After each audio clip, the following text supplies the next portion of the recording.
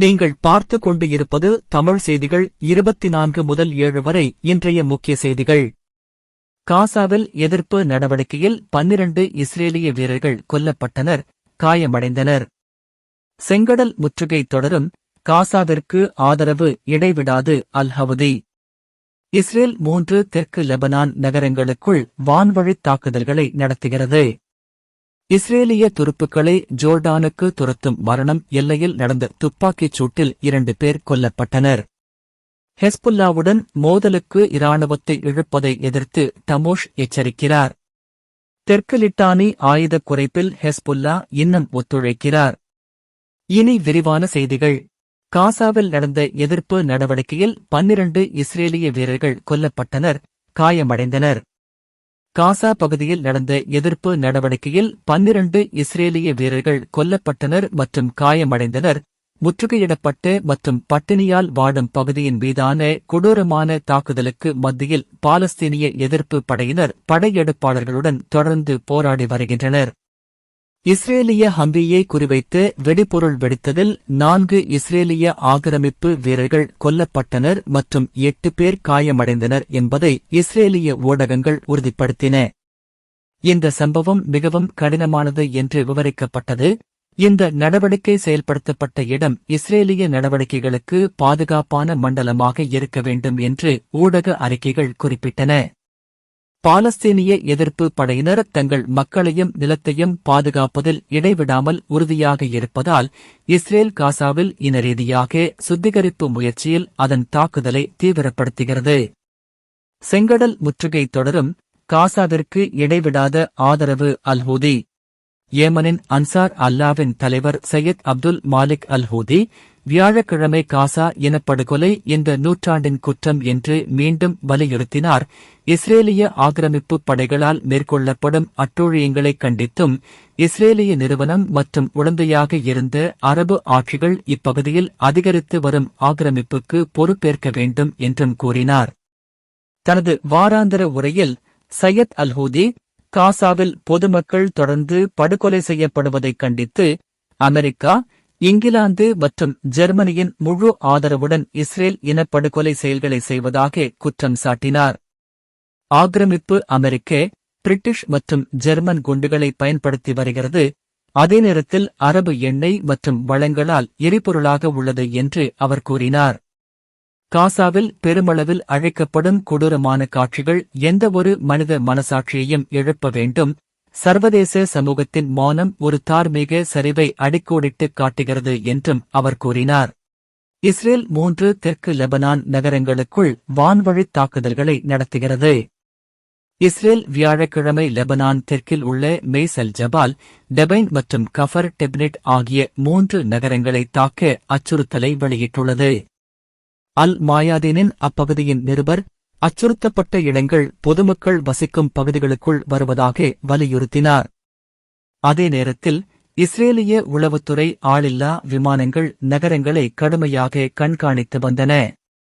ஆரம்ப எச்சரிக்கைக்குப் பிறகு இஸ்ரேலிய போர் விமானங்கள் லெபனான் வான்வெளியை ஆக்கிரமித்து மெய்ஸ் அல் ஜபால் மீது 2 வான்வழித் தாக்குதல்களை நடத்தி ஒரு குடிமகனை காயப்படுத்தின. இஸ்ரேலிய துருப்புக்களை ஜோர்டானுக்கு துரத்தியதில் மரணம். எல்லை துப்பாக்கிச் சூட்டில் 2 பேர் கொல்லப்பட்டனர். ஜோர்டான் பாலஸ்தீன எல்லையில் நடந்த ஒரு நடவடிக்கையில் 2 இஸ்ரேலிய வீரர்கள் கொல்லப்பட்டதாக இஸ்ரேலின் அவசர சேவை வியாழக்கிழமை அறிவித்தது. ஆக்கிரமிக்கப்பட்ட எல்லையில் உள்ள ஆலன்பி பாலக்கடவையில் துப்பாக்கிச் சூடு நடவடிக்கை மேற்கொள்ளப்பட்டது. இதன் விளைவாக 2 ஆக்கிரமிப்பு வீரர்கள் கொல்லப்பட்டனர் என்று இஸ்ரேலிய இராணுவ வானொலி தெரிவித்துள்ளது. ஜோர்டான் இராணுவத்தில் முன்னர் பணியாற்றிய ஓய்வு பெற்ற சிப்பாயால் இந்த நடவடிக்கை மேற்கொள்ளப்பட்டதாக கூறப்படுகிறது. மனிதாபிமான உதவிகளை ஏற்றிச் சென்ற லாரியை அவர் கடவை வழியாக ஓட்டிச் சென்று 2 ஆக்கிரமிப்பு துருப்புக்களை புள்ளி வெற்று தூரத்தில் சுட்டுக் கொன்றதாகவும் குத்தியதாகவும் இஸ்ரேலிய ஊடகங்கள் விவரித்தன. ஹெஸ்புல்லாவுடன் மோதலுக்கு இராணுவத்தை இழுப்பதற்கு எதிராக டமோஷ் எச்சரிக்கிறார். ஹெஸ்புல்லாவின் நிர்வாக குழுவின் தலைவர் ஷேக் அலி டமோஷ் வியாழக்கிழமை லெபனான் இராணுவத்தை ஹெஸ்புல்லாவுடன் மோதலுக்கு இழுப்பதற்கு எதிராக எச்சரித்தார். இராணுவத்தை அதன் மக்களுடன் மோதலுக்கு தள்ள வேண்டாம். லெபனான் மக்களை எதிர்கொள்வது அல்ல, ஆக்கிரமிப்புகளை எதிர்கொள்வது, சிவில் அமைதியை பேணுவது மற்றும் ஸ்திரத்தன்மையை உறுதி செய்வதுதான் இராணுவத்தின் பங்கு என்று அவர் கூறினார். மேலும் ஹெஸ்புல்லாவின் பலவீனம் வெறும் மாயை என்றும், எதிர்ப்பு அழுத்தம் மற்றும் அச்சுறுத்தல்களுக்கு சரணடையும் என்று பந்தயம் கட்டுபவர்கள் மாயை என்று கூறினார். பாதுகாப்பு உத்தி குறித்து தேசிய உரையாடலுக்கு டமோஷ் அழைப்பு விடுத்தார். நாங்கள் விவாதம் மற்றும் உரையாடலுக்கு திறந்திருக்கிறோம். லெபனானின் வலிமையை பறிக்கும் வேறு எந்த திட்டமும் ஏற்றுக்கொள்ளப்படாது. லெபனானை எளிதில் சுரண்டக்கூடிய பலவீனமான மற்றும் உடையக்கூடிய அமைப்பாக மாற்றுவதை நாங்கள் ஏற்றுக்கொள்ள மாட்டோம் என்று அவர் கூறினார். தெற்கு லிட்டானி ஆயுதக் குறைப்பில் ஹெஸ்புல்லா இன்னும் ஒத்துழைக்கிறார். இஸ்ரேலின் எல்லைக்கு அருகிலுள்ள லிட்டானி ஆற்றின் தெற்கே உள்ள பகுதியில் தனது ஆயுதங்களை ஒப்படைப்பது தொடர்பாக ஹெஸ்புல்லா இன்னும் லெபனான் அதிகாரிகளுடன் ஒத்துழைக்கிறதா என்பது குறித்து முரண்பட்ட தகவல்கள் வெளிவந்துள்ளன. இந்த ஒத்துழைப்பு குறைந்துவிட்டது. இது இந்த பிராந்தியத்தில் இராணுவத்தின் பணியை தாமதப்படுத்த வழிவகுக்கும் என்று அரசியல் வட்டாரங்கள் அஷார்க் அல் அப்சாத் செய்தித்தாளிடம் தெரிவித்தன. ஆனால் பாதுகாப்பு வட்டாரங்கள் அதே நாளிதழிடம் குறைந்தபட்சம் இப்போது வரை ஹெஸ்புல்லா இன்னும் ஒத்துழைத்து வருவதாக கூறின. லிட்டானிக்கு தெற்கே உள்ள ஹெஸ்புல்லாவின் இராணுவ கட்டமைப்பில் எஞ்சியிருக்கும் 10 முதல் 15% வரை அகற்றும் பணிகள் தொடர்ந்து நடைபெற்று வருகின்றன. மேலும் இராணுவம் 5 கட்சி மேற்பார்வைக் குழு மற்றும் யூனிஃபில் படைகளுடன் ஒருங்கிணைந்து, சில சமயங்களில் ஹெஸ்புல்லாவுடன் இணைந்து, அது நுழைந்து அகற்ற வேண்டிய இடங்களை தீர்மானிக்கிறது என்று வட்டாரங்கள் தெரிவித்தன. ஹெஸ்புல்லாவின் நாடாளுமன்ற குழுவின் தலைவர் எம்.பி.